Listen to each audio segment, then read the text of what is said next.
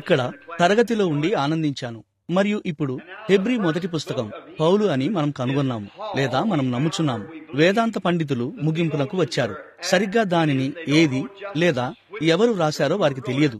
అయితే కొద్దిగా ఆత్మీయ వివేచన గలవారు ఎవరైనా గాని అది పౌలు అని చూడగలరని నేను నమ్ముచున్నాను. అది పౌలు అని చాలా మంది రచయితల ద్వారా నమ్మబడుచున్నది. మరియు అతడు ఎలా 1వ అధ్యాయంలో అది ప్రభువైన యేసును హెచ్చిస్తున్నట్లు మనము కనుగొన్నాము.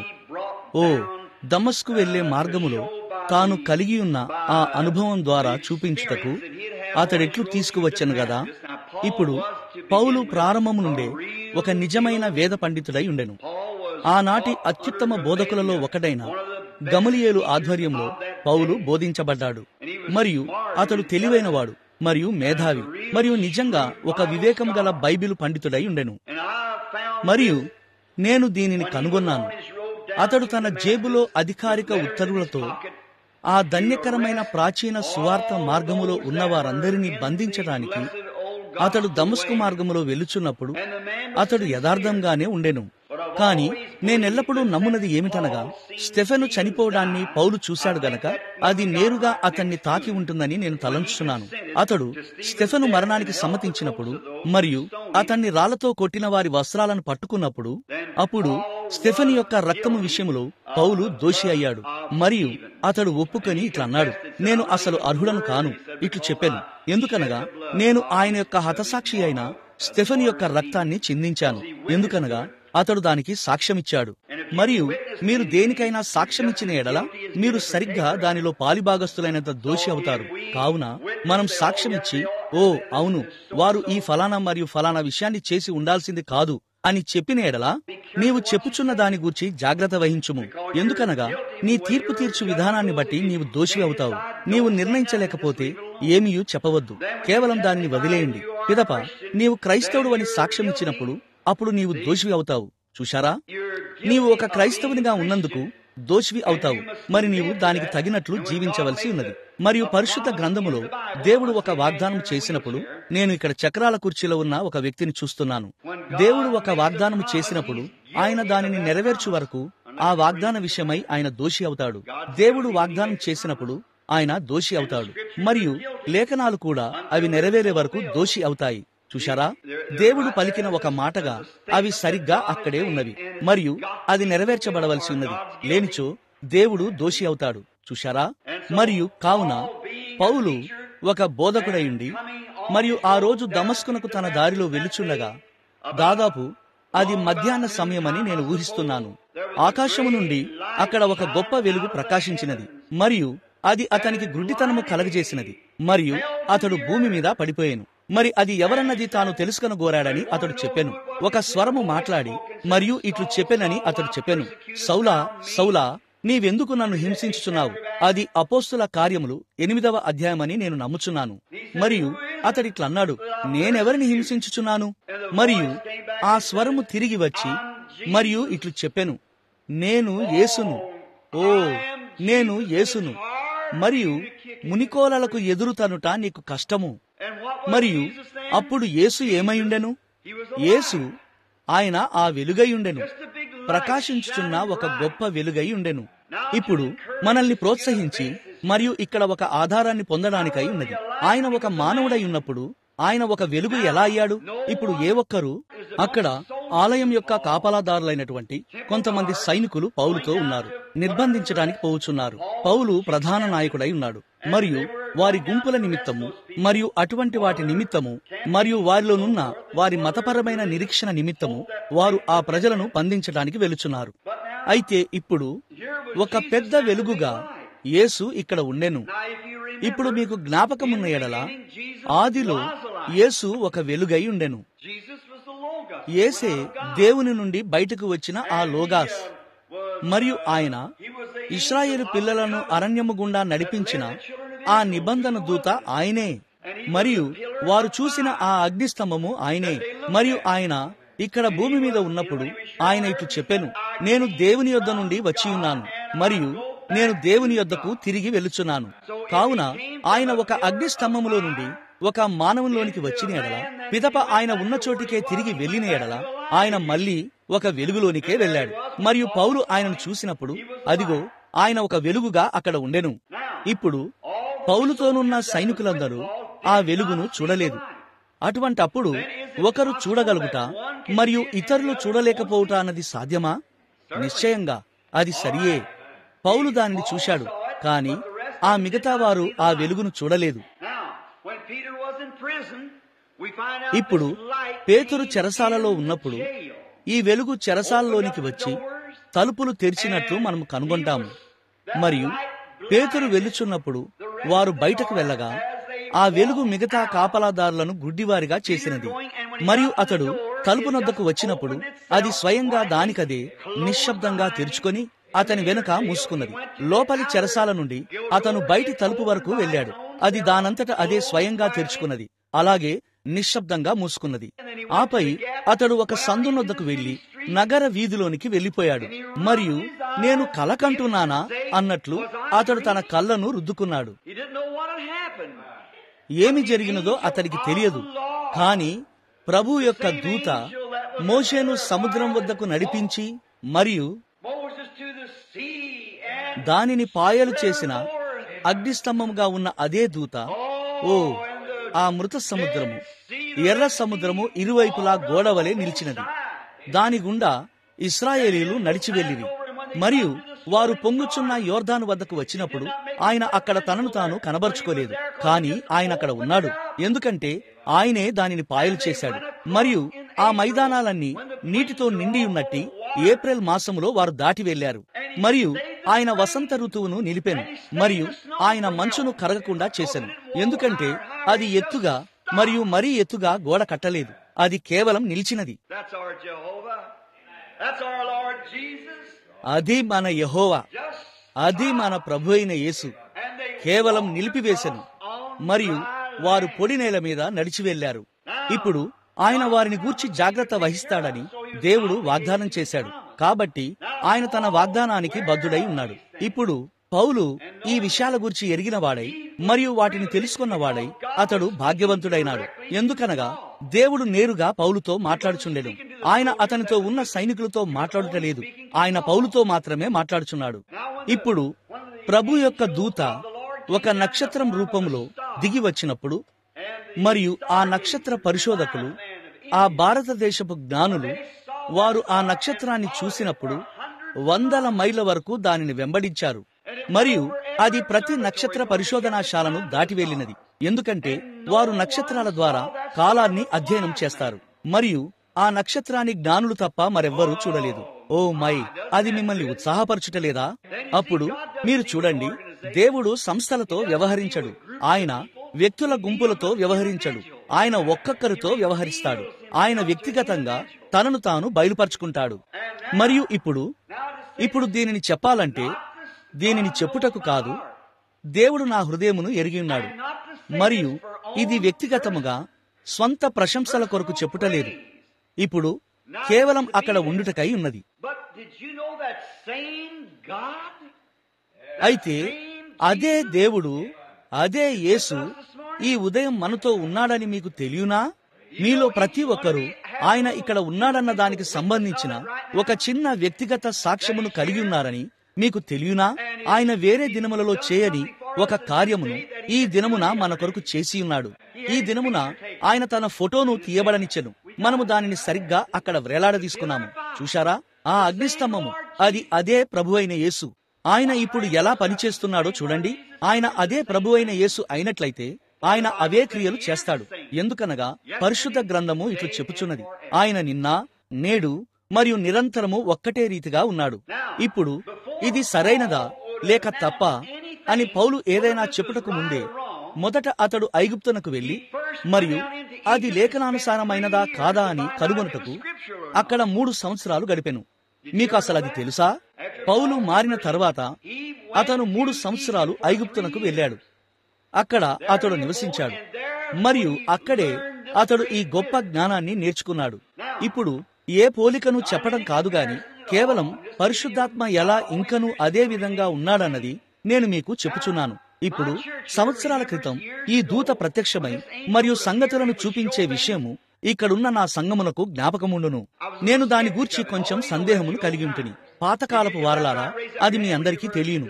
ఒకవేళ మీరు అది సరి అయితే మీరు విన్నప్పుడు మీ చేతిని పైకెత్తండి. అవును, చూడండి, ఆ పాతకాలపు వాళ్ళ నాటి నుండి కూడా సంఘాన్ని చూడండి.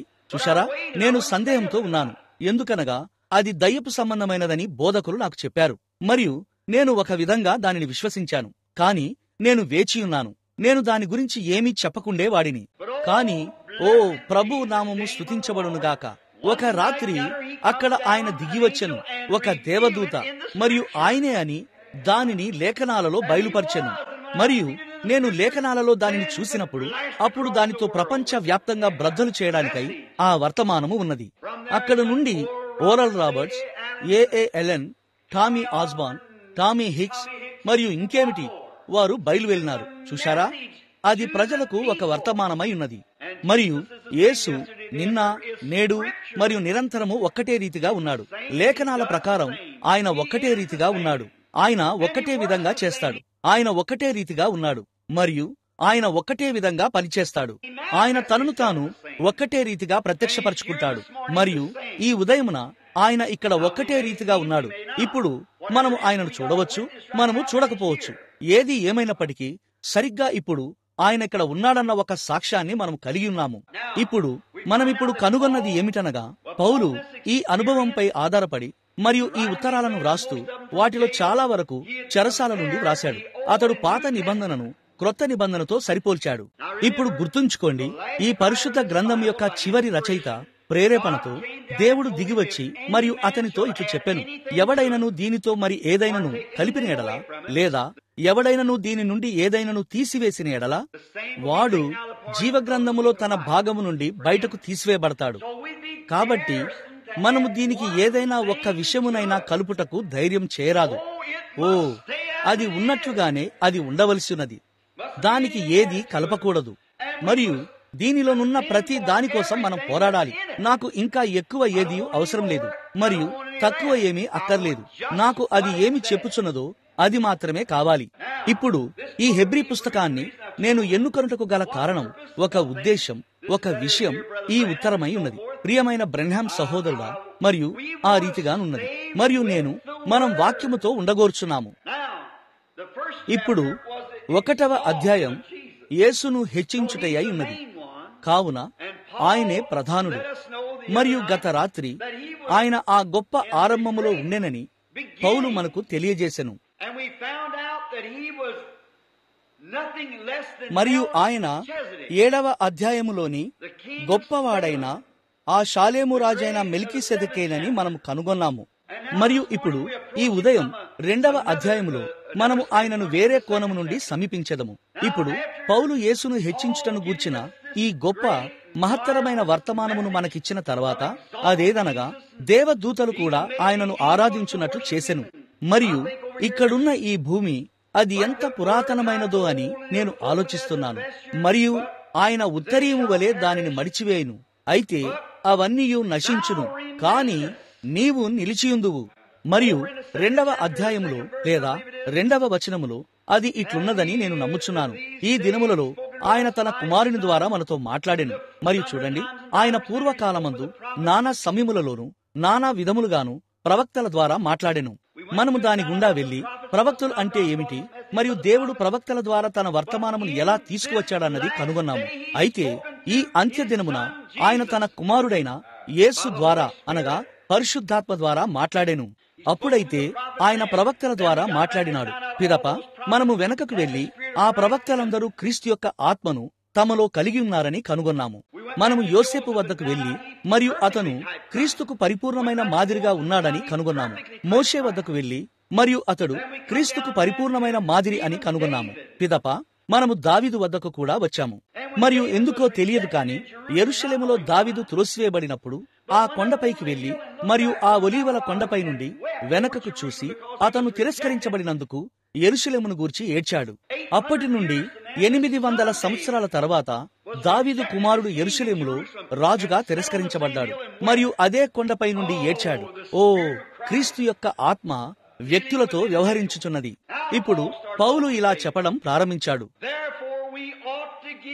కావున మనము వినిన సంగతుల విషయమై మనము మరీ విశేష జాగ్రత్త కలిగి ఉండవలెను. 2వ అధ్యాయము ఇప్పుడు మనం ప్రారంభిస్తున్నాము. కావున మనము వినిన సంగతుల విషయమై మనము మరీ విశేష జాగ్రత్త కలిగి ఉండవలెను. ఏ సమయములోనైనా మనము వినిన సంగతులను విడిచిపెట్టకుండవలెను.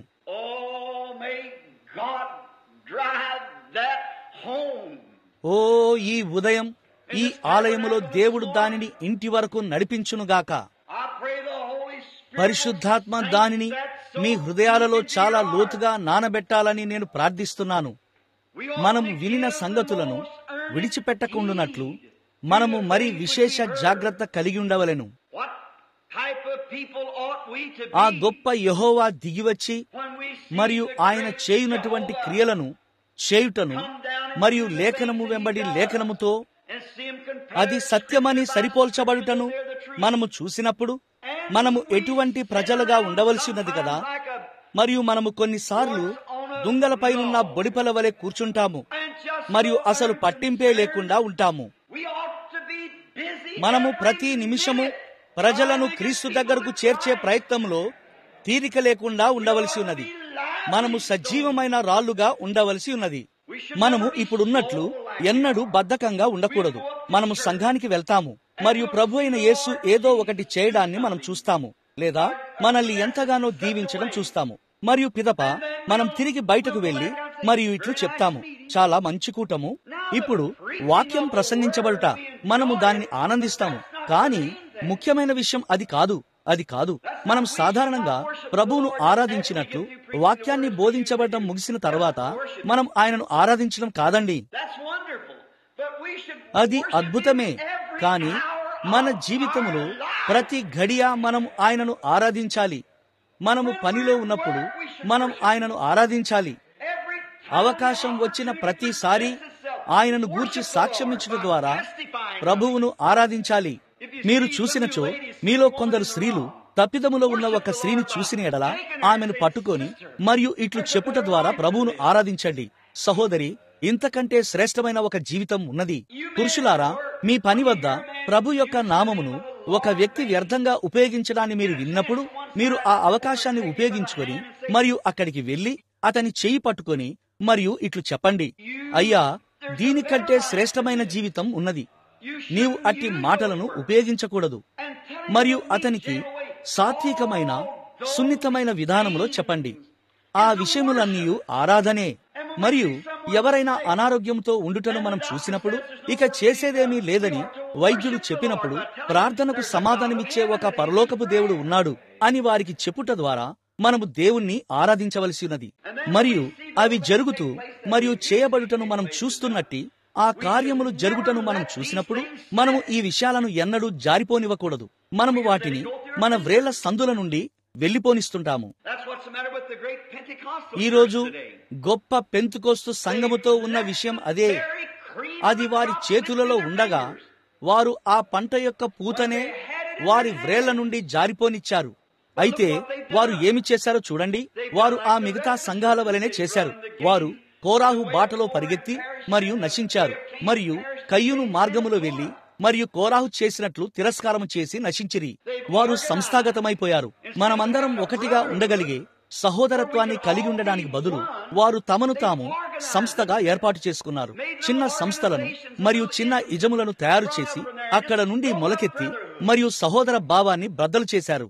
మరియు మీరు చూడలేనిచో బ్యాప్టిస్టు మరియు ప్రెస్బిటేరియన్లు దాన్ని పట్టుకొనబోచున్నారు. ఎందుకనగా దేవుడు ఈ రాళ్ల వలన అబ్రహామునకు పిల్లలను పుట్టించగలడు. మరియు మనము ఐక్యమత్యముగా లేకపోవటం ద్వారా దానిని మన చేతుల నుండి జారిపోనిచ్చాము. తెల్లవాడి చేతిలో భారతీయులు ఈ దేశాన్ని ఎలా పోగొట్టుకున్నారు? ఎందుకంటే వారిలో ఐక్యత లేకుండా విడదీయబడుట వల్లనే. వారు ఒక పెద్ద ముందంజను వేసి ఉంటే చాలును. అయితే వారు వారిలోనే ఒకరితోనొకరు పోట్లాడుచుండిరి.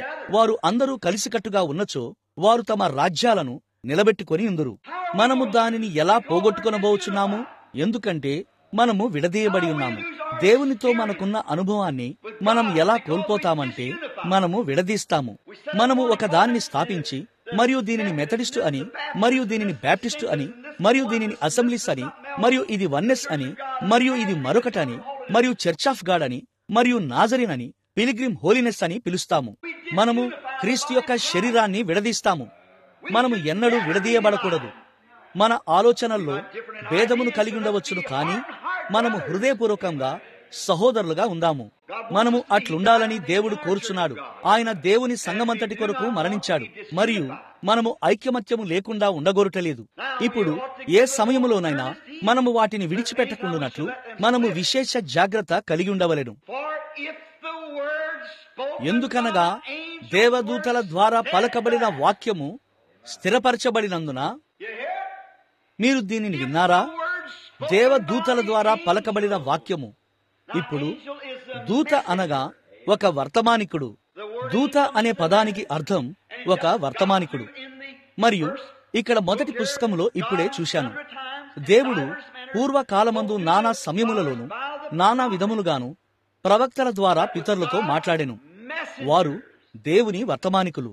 మరియు వారు దేవుని వర్తమానికులైన ఎడల వారు దేవుని దూతలై ఉన్నారు. ఒక వర్తమానికుడు అనగా ఒక దూత, లేదా ఒక దూత అనగా ఒక వర్తమానికుడు. ఒక వర్తమానికుడు. ఈ ఉదయం మీరు ఒక వర్తమానికుడై ఉన్నారు. మీరు శుభవార్తలకైనా లేదా చెడు వార్తలకైనా ఒక వర్తమానికుడై ఉన్నారు. ఓ, మనము రాయబారులమని, మనము దూతలమని, పునరుత్థానము యొక్క వర్తమానికులమని తెలుసుకొనుటకు అందముగా ఉన్నది కదా. మరియు క్రీస్తు జీవించుచున్నాడంటకు మనము ఈ పాపపు ప్రపంచానికి దేవుని యొక్క వర్తమానికులమై ఉన్నాము. ఆయన మన హృదయాలలో జీవిస్తున్నాడు. ఆయన మన ఆత్మలలో జీవిస్తున్నాడు. మరియు ఆయన మనలను నీచమైన పాపపు జీవితము నుండి తీసుకువచ్చి మరియు మనలను హెచ్చిస్తాడు. మరియు మన అంతరాత్మలో ఒక హల్లెలూయాను ఇస్తాడు. మరియు మనలను నూతన జీవులనుగా చేస్తాడు.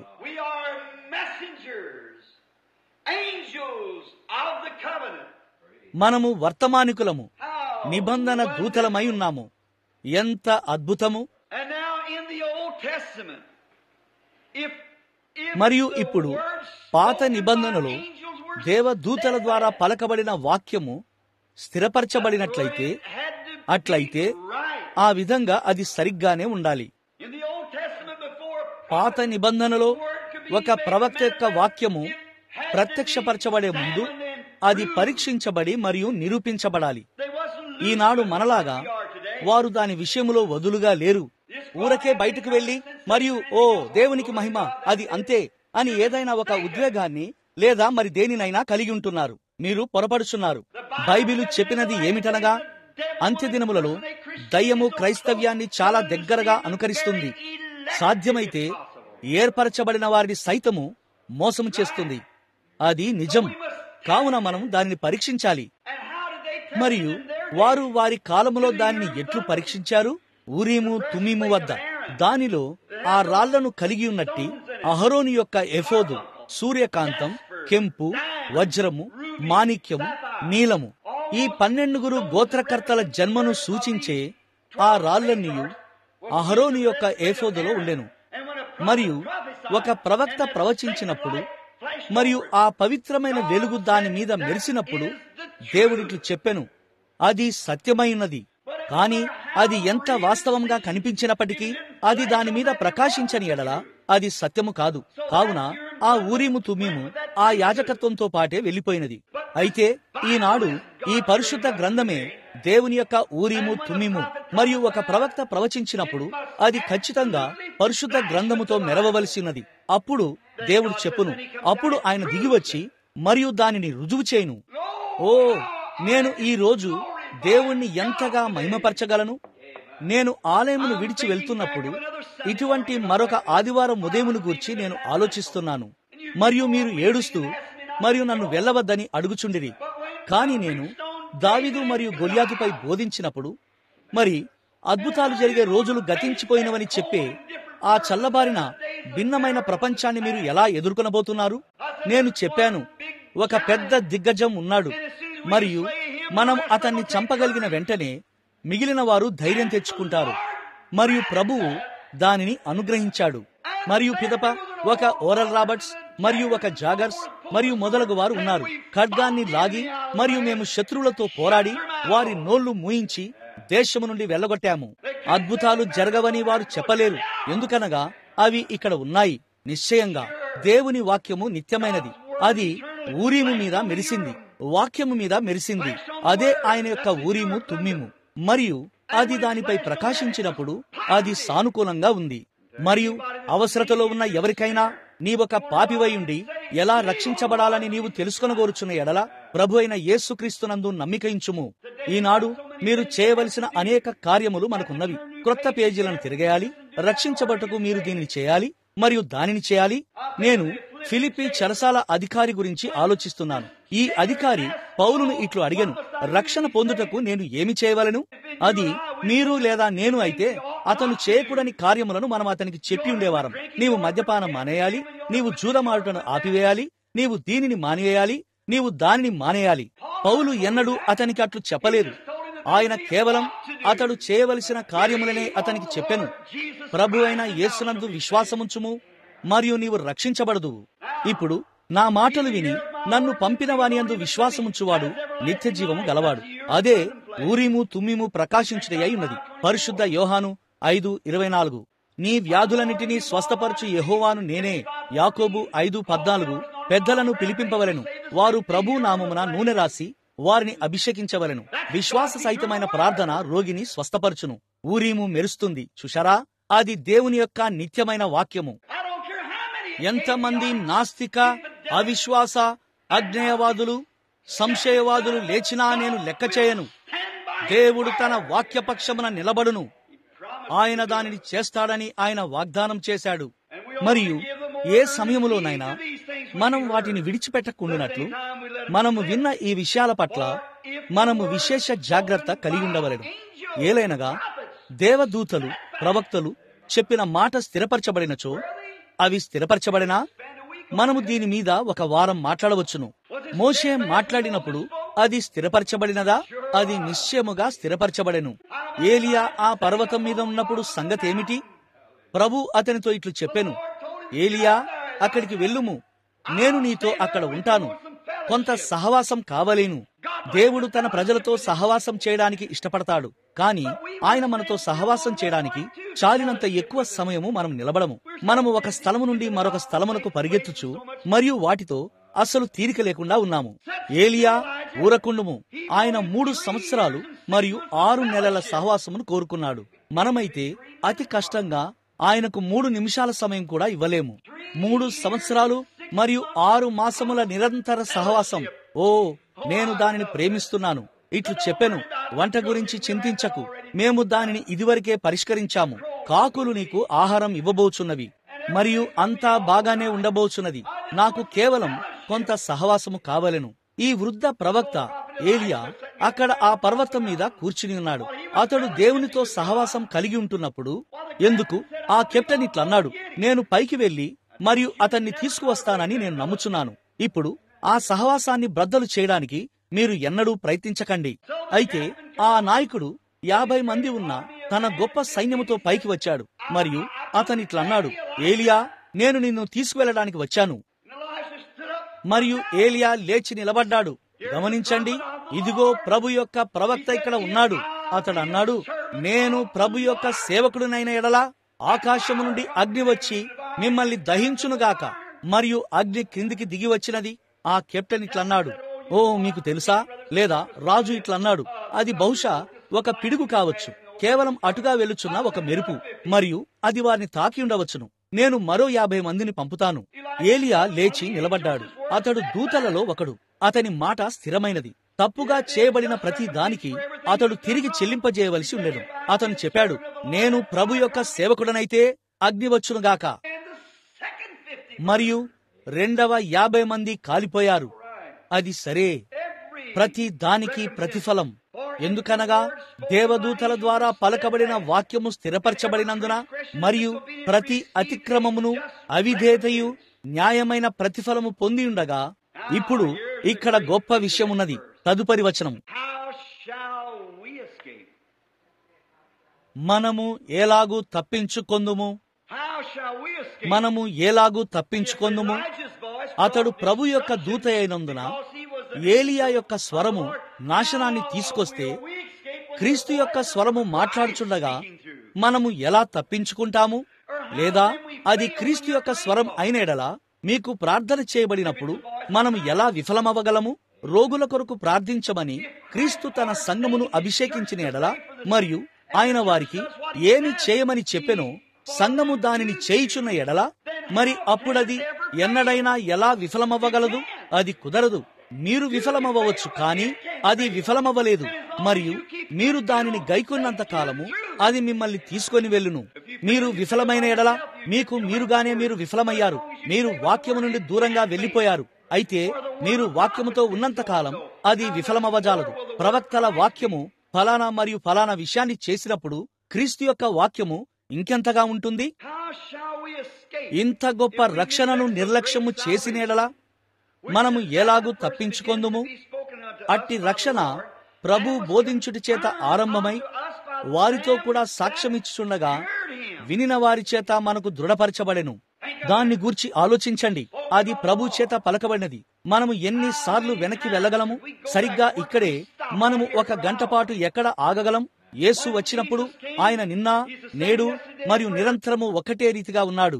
ఇప్పుడు గుర్తుంచుకోనండి, మొదట స్వయంగా యేసు ద్వారానే పలకబడటం ప్రారంభించబడినది మరియు పిదప ఆయనను విన్నవారిచే ధృవీకరించబడినది. ఇప్పుడు ఆయన చెప్పేది వినండి.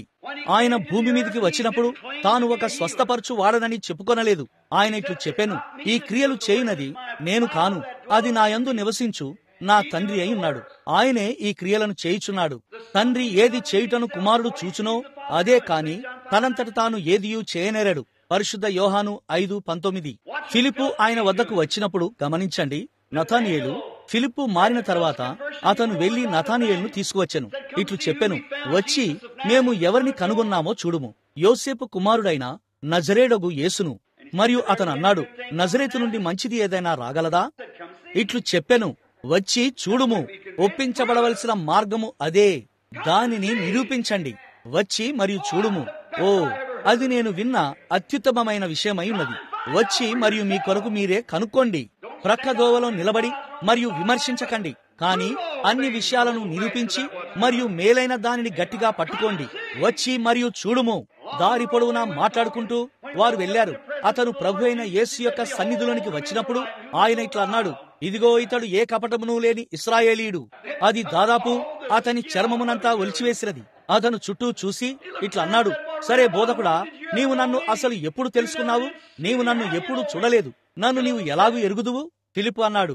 అతడు పిలవడానికి ముందే ఇట్లు చెప్పెను, నిన్నటి దినమున ఫిలిప్పు నిన్ను పిలవక ముందే నీవు ఆ అంజూరపు చెట్టు క్రింద ఉన్నప్పుడే నేను నిన్ను చూచితిని. ఆమేన్. అతను ఇట్లు చెప్పెను, నీవు దేవుని కుమారుడవు, నీవు ఇశ్రాయేలు రాజువు. ఒక స్త్రీ ఆయన సన్నిధిలోనికి నడుచుకుంటూ వచ్చినది మరియు ఆయన ఇట్లా అన్నాడు, నీవు వెళ్లి నీ భర్తను తీసుకురా. ఆమె ఇట్లు చెప్పినది, నాకు పెనిమిటి లేడు. ఆయన అన్నాడు, నీవు చెప్పినది సరియే, నీకు 5 ఉండిరి మరియు ఇప్పుడు నీవు జీవిస్తున్నవాడు నీ పెనిమిటి కాడు. నీవు నిజమే చెప్పితివి.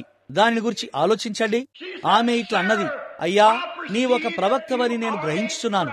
అంటే మెస్సయ వచ్చినప్పుడు ఆయన మాకు సమస్తమును తెలియజేయునని మేము ఎరిగి ఉన్నాము. ఆయన చెప్పెను, నీతో మాట్లాడుచున్న నేనే ఆయనను. మరియు ఆమె పరిగెత్తుకొని పోయి మరియు ఆ ఊరిలోని మనుషులతో ఇట్లు చెప్పెను, వచ్చి నేను చేసినవనియు నాతో చెప్పిన మనిషిని చూడుడి. ఈయన మెస్సయ కాడా? అది ప్రభు ద్వారా పలకబడినది. ఏమి జరిగినది? యేసు తాను వెళ్లే ముందు ఇట్లు చెప్పెను, నేను చేయు క్రియలు మీరును చేయుదురు. అది నిజమేనా? నేను తండ్రి యొద్దకు వెళ్ళుచున్నాను గనుక నేను చేయు క్రియలు మీరును చేయుదురు, వాటికంటే మరి గొప్పవియు చేయుదురు. ఓ, వారు వెళ్ళుచుండగా నేను వాటిని ప్రతి చోట చూడగలుగుచున్నాను. మార్కు 16. వారు బయలుదేరి వాక్యమును అంతటా ప్రకటించిరి. ప్రభువు వారికి సహకారుడైండి వాక్యమును స్థిరపరచుచుండెను. మరియు ఇక్కడ పౌలు అదే విషయాన్ని చెప్పుచున్నాడు. అతడు చెప్పినది ఏమిటనగా, ఆ సువార్త యేసు ద్వారా బోధించడం ప్రారంభించబడి మరియు ఆయనను విన్నవారి ద్వారా మనకు ధృవీకరించబడినది.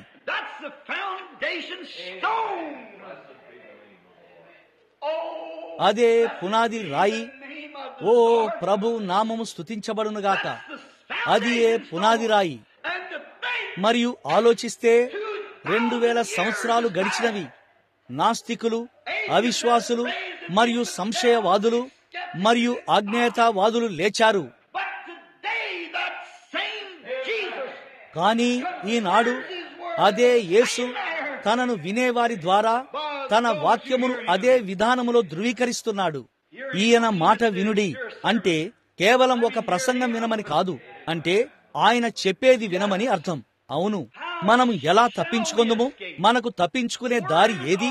ఓ మీరిట్లా అనవచ్చు, దేవునికి స్తోత్రము, నేను మెథడిస్టు సంఘానికి చెందినవాడను, నేను ఒక ప్రెస్బిటేరియన్ వాడను, నేను ఒక పెంతుకోస్తు వాడను, దానికి దీనితో ఎటువంటి సంబంధము లేదు.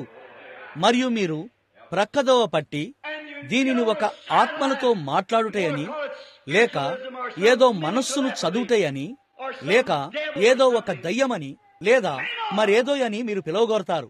వారికి సిగ్గుచేటు. దేవదూతల యొక్క ప్రతి వాక్యము స్థిరపరచబడిన ఎడల యేసు ఇట్లు చెప్పెను, అది కాదు, కొంతకాలమైన తర్వాత లోకము నన్ను ఎంత మాత్రము చూడదు,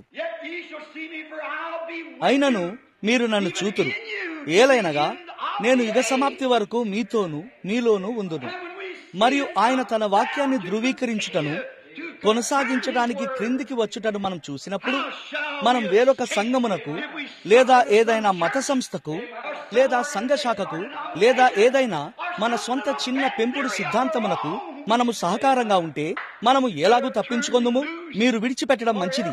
ఎట్లనగా దేవదూతల క్రింద ప్రతి పాపము న్యాయమైన ప్రతిఫలము పొంది ఉండగా, తన వాక్యమును ప్రత్యక్షపరచుటకు దేవుని కుమారుడు పరలోకము నుండి మాట్లాడుచున్నప్పుడు అది ఇంకెంతగా ఉండును గదా? ఇంత గొప్ప రక్షణను మనం నిర్లక్ష్యము చేసినేడలా మనము ఎలాగూ తప్పించుకొందుము? ఓ మై 4వ వచనము, దేవుడు వారితో కూడా సాక్ష్యమిచ్చుచుండగా,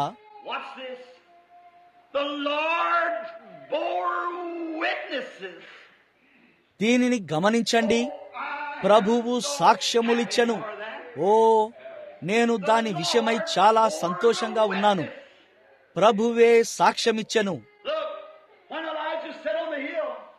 చూడండి, ఏలియా ఆ కొండపైన ఉన్నప్పుడు అతను ఇలా అన్నాడు, నేను ఒక దైవజనుడనైతే అగ్ని ఆకాశము నుండి దిగివచ్చి మిమ్మును దహించునుగాక. అతను ఒక దైవజనుడై ఉండెనని దేవుడే సాక్ష్యమిచ్చాడు. దేవుడు ఎల్లప్పుడూ సాక్ష్యమిస్తాడు. మీ జీవితం సాక్ష్యమిస్తుంది. మీ సాక్ష్యం ఏమిటో నాకు తెలియదు, కానీ మీ స్వరము వినబడలేనంతగా మీ జీవితమే చాలా బిగ్గరగా మాట్లాడుతుంది. కానీ మీ జీవితం, మీ అనుదిన జీవితం మీరు ఏమిటో సాక్ష్యమిస్తుంది. దేవుడే సాక్ష్యమిస్తాడు. అవును, పరిశుద్ధాత్మ ఒక ముద్ర అయి ఉన్నది, మరియు ఒక ముద్ర కాగితం యొక్క 2 వైపులకు వర్తిస్తుంది. మీరు ఇక్కడ నిలబడటం వారు చూస్తారు, మరియు మీరు వెళ్లిపోయినప్పుడు మిమ్మల్ని చూస్తారు. సంఘములో మాత్రమే కాదు గాని రోజువారి పనిలో కూడా మిమ్మల్ని గమనిస్తారు. మీరు లోపల మరియు బయట ఇరువైపులా ముద్రించబడ్డారు. మీరు కలిగి ఉన్న ఆనందమును బట్టి మరియు మీరు జీవించే జీవితమును బట్టి మీరు లోపల మరియు వెలుపట ముద్రించబడి ఉన్నారు. తద్వారా మీరు రక్షించబడ్డారని మీకు తెలియను, మరియు మీరు జీవించే జీవితం ద్వారా మీరు రక్షించబడ్డారని ప్రపంచానికి తెలియను. ఏలైనగా దేవుడు సాక్ష్యమిచ్చును. ఆయన పరిశుద్ధ నామము స్తుతింపబడునుగాక. మై, నేను ఆత్మీయ అనుభూతిని పొందుచున్నాను. సహోదరులారా, అక్కడ దాని గూర్చి ఆలోచించండి. ఓ, నా గొర్రెలు నా స్వరము వినును, మరియు అవి వేరొకరిని వెంబడించవు. ఓ, మన పేర్లు ఎట్లు ఆయన అరచేతుల పైన ఉన్నాయి కదా. రాత్రింబగళ్ళు అది ఆయన ముందున్నది. ఆయన వాక్యము, ఆయన వాగ్దానము ఎల్లప్పుడూ ఆయన ఎదుట ఉన్నది. ఆయన దానిని మర్చిపోలేడు, మరియు ఆయన మిమ్మల్ని ప్రేమిస్తున్నాడు. ఇప్పుడు తన సొంత వారిని గూర్చి ఆయన సాక్ష్యమిచ్చును. మీరు మీ నోరు తెరిచి ఒక్క మాట కూడా పలుకరు. మీకు ఏదో సంభవించినదని ఈ లోకానికి తెలుస్తుంది. సూచక క్రియల చేతను మరియు మహత్కార్యముల చేతను మరియు నానా విధములైన అద్భుతముల చేతను వివిధములైన పరిశుద్ధాత్మ వరములను అనుగ్రహించుట చేతను తన చిత్తానుసారముగా దృఢపరిచెను. ఇప్పుడు ముగించుటకు ముందుగా మనం కేవలం ఒక లేఖనాన్ని తీసుకుందాం. పెంతెకోస్తు దినమున వారు పరిశుద్ధాత్మను పొందినప్పుడు దాదాపు 4 రోజుల తర్వాత పేతురు శృంగారమనే ద్వారం గుండా వెళ్ళాడు. అతడు మరియు యోహాను వారు ఒక వ్యక్తితో మా వైపు చూడుము అని చెప్పారు. మరియు ఇట్లు చెప్పాడు, వెండి మరియు బంగారములు నా యొద్ద లేవు, కాని నాకు కలిగినదే నీకు ఇచ్చేదను. నజరేయుడైన యేసుక్రీస్తు నామములో లేచి నడువుము. మరియు ఆ మనిషి పైకి చూసి మరియు దాని గురించి ఏమీ ప్రశ్నించలేదు. అతడు దిగ్గున లేచి నడుచుకుంటూ వెళ్ళెను. వారు అజ్ఞానులు మరియు విద్యలేని పామరులు. అయితే పరిశుద్ధ గ్రంథం ఇట్లు చెప్పెను, వారి విషయమై వీరు జాగ్రత్త పడవలెను, ఏలైనగా వారు యేసుతో కూడా ఉండి ఉన్నారని వీరు ఎరిగి ఉన్నారు. సహోదరుడా, నీవు యేసుతో ఉండి ఉన్నావని ప్రపంచానికి తెలిసినప్పుడు, నీవు యేసుతో ఉన్నావని ప్రపంచం గ్రహించి మరియు చూడగలుగునట్లు ఈ ప్రస్తుత ప్రపంచములో మరియు ఈ అంధకారములో అటువంటి ఒక సంకరము లేని జీవితాన్ని నీవు జీవించగలిగినప్పుడు, వీధిలోని ఒక కరుకైన నీచమైన వేశ్య కూడా గొర్రెపిల్ల రక్తములో కడగబడి ఒక స్త్రీగా మారినప్పుడు తాను జీవిస్తున్నాడని దేవుడు సాక్ష్యమిచ్చుచున్నాడు. ఒక త్రాగుబోతును తీసుకోండి, అతడు తన భార్య మీద ఉరకలు వేస్తాడు, అతడు తన పిల్లలతో చెడుగా వ్యవహరిస్తాడు మరియు ఒక వేశ్య కొరకు ఖర్చు చేయడానికి భోజనపు బల్ల మీద నుండి ఆహారాన్ని తీసుకుంటాడు. అతడిని ఒక్కసారి యేసుతో ఉండనివ్వండి. అతడు ఆ సేన అను దయ్యములు పట్టినవాడు స్వస్థచిత్తుడై మరియు బట్టలు ధరించుకున్నలాగున తన బిడ్డల వద్దకు మరియు తన భార్య వద్దకు మరియు తన ప్రియమైన వారి వద్దకు తిరిగి వచ్చుటను మీరు చూస్తారు. ఖచ్చితంగా కొంతకాలం క్రితం, సుమారు 40 సంవత్సరాల క్రితం ప్రపంచంలోని మతాలన్నీ కలిసినప్పుడు మరియు వేరువేరు వ్యక్తులు లేచి మాట్లాడారు. మరియు మహమ్మదీయుడు మహమ్మదీయ మతం కొరకు మాట్లాడాడు, జైనులు జైనుల కొరకు మాట్లాడారు, బౌద్ధుడు బుద్ధుని కొరకు మాట్లాడాడు, మరియు ఒక చిన్న వైద్యుడు, అతని ఇంటి పేరు ఏమిటో ఈ సమయంలో నేను మర్చిపోయాను. అతని పేరు నాకు తెలుసు, కానీ నేను దానిని మర్చిపోయాను. అతడు క్రైస్తవ్యానికి ప్రతినిధిగా మాట్లాడాడు. మరియు అతడు అమెరికాలోని ఓక్లహోమాకు చెందిన లేడీ మ్యాకబీ యొక్క కథను చెప్పాడు. ఆమె ఎంతో కురూపి మరియు చాలా దిగజారిన వ్యక్తి.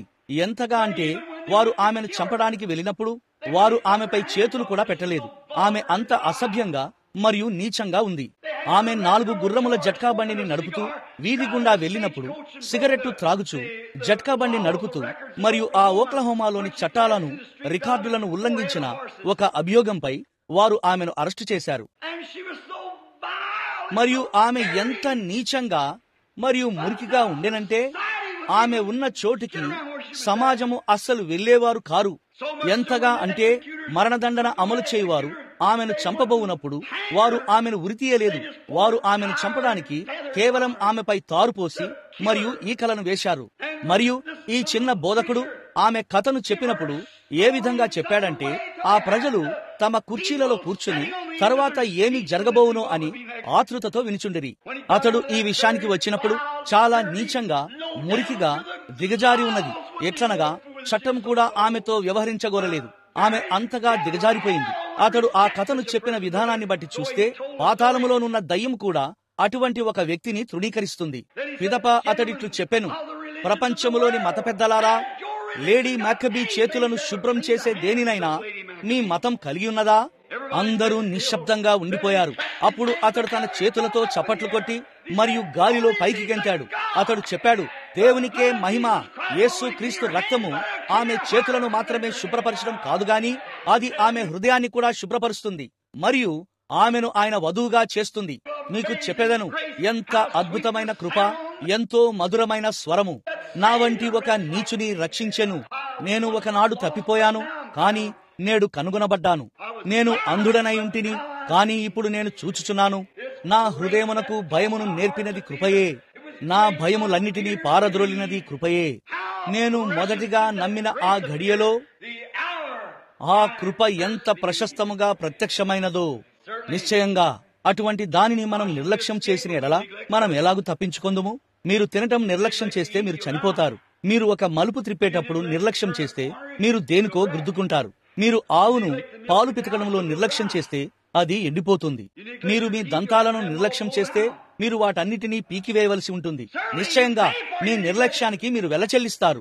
ఓ బ్రెన్హామ్ గుడారమా మరియు సందర్శకులారా, ఇప్పుడు మీకు ఒక విషయాన్ని చెప్పనివ్వండి. మీరు దేవుని మహిమను గూర్చి సాక్ష్యమివ్వడాన్ని నిర్లక్ష్యం చేస్తే, దేవునికి స్తుతి మరియు మహిమను ఇవ్వడంలో మీరు నిర్లక్ష్యం చేస్తే, ఒకానొక ఈ దినాల్లో మీరు చల్లబడి నామకార్థంగా మరియు దిగజారిన వారిగా మిమ్మల్ని మీరు కనుగొంటారు. మీరు దేవుణ్ణి స్తుతించండి. ఇంత గొప్ప రక్షణను మనము నిర్లక్ష్యం చేసిన ఎడల మనము ఎలాగూ తప్పించుకొందుము? ఆలస్యం అవుతుంది. ఆ వెనుక లోపలికి వచ్చిన సహోదరుడు తామ్ని నేను ఇప్పుడే గమనించాను. ప్రభు చిత్తమైన ఎడల మనము ముగించి మరియు ఈ రాత్రి దీనిని కొనసాగిద్దాము. ఒక క్షణము మనము ప్రార్థించదము. మా పరలోకపు తండ్రి, ఆశీర్వాదములు, స్తుతులు, మహిమయు, ఘనతయు మరియు జ్ఞానమును మరియు శక్తియు మరియు బలమును ఎన్నటికీ నీకే చెల్లునుగాక. ఓ సింహాసనాసీనుడైన ఆ గొర్రెపిల్లకు అధికారమును మరియు రాజ్యములు మరియు సమస్తమును ఆయన చేతికి ఇవ్వబడెను. మన నీతి నిమిత్తము ఆయన మృతులలో నుండి లేచినప్పుడు ఆయన లోకానికి ఇలా కేకవేసి చెప్పాడు, పరలోకములోను భూమి మీదను నాకు సర్వాధికారము ఇవ్వబడినది.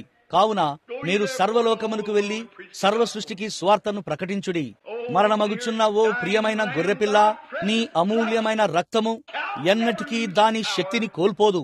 విడుదల పొందిన దేవుని సంఘమంతయు ఇక మీదట పాపము చేయకుండునట్లు రక్షించబడినంత వరకై ఉన్నది. సేవకులుగా మేము ఎంతో కోరుచున్నామని చూచుటకు మాకు సహాయం చేయుము. మేము ఒక సంఘమును ఎట్లు కలిగి ఉండవలననియు మేము ప్రతి దానిని కలిగి ఉండవలనని కోరుచున్నాము. మా స్త్రీలు ఇంకా సంఘానికి వెళ్లకముందే తమను తాము క్రైస్తవులు అని పిలుచుకొనుచు ఒక నిర్దిష్ట రకమైన దుస్తులు కలిగి ఉండాలని లేదా చాలా అందముగా వస్త్రధారణ చేసుకోవాలని ఉన్నారు.